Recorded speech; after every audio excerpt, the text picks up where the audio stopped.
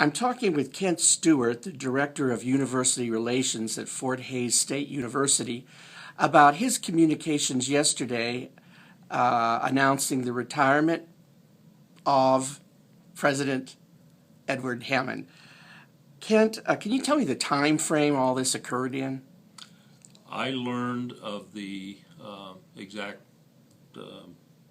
details of this at 4 o'clock on Tuesday afternoon. Dr. Hammond had his secretary Karen, Allen, and I step into his office, and he closed the door and he shared his resignation letter with us. And then what was your process in using that letter to create both the internal communication and the external press release? Well, just a quick word more about the timeline, which was that then that night we went to dinner at his home along with the vice presidents and the deans, and so he made the announcement to them that night. The next morning he had breakfast with some major donors who were able to get here and told them, and then at 9 o'clock the public announcement was made.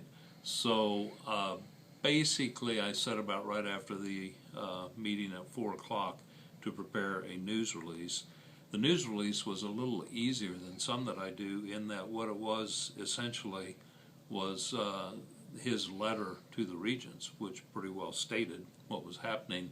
The reason that's worth mentioning is that as a former journalist, I know that the media really do not like getting more than one news release about the same thing, and especially from separate sources.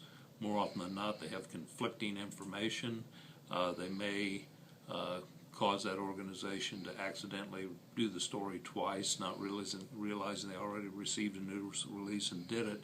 So by us sending out a news release from the university that just dealt directly with his letter of resignation, then the regents, meantime, sent out their own news release, which covered different aspects of it from their point of view.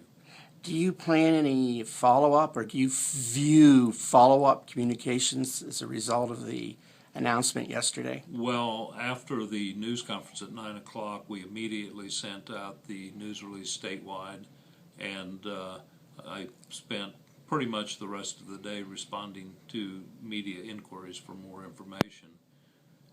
And then, I mean, we're looking at a number of months of transition that will cause a lot of work in my office to deal with that.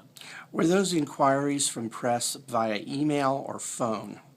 Mostly by phone, but also by email. Okay. Well, I want to thank you very much for giving us your time. Glad to do it.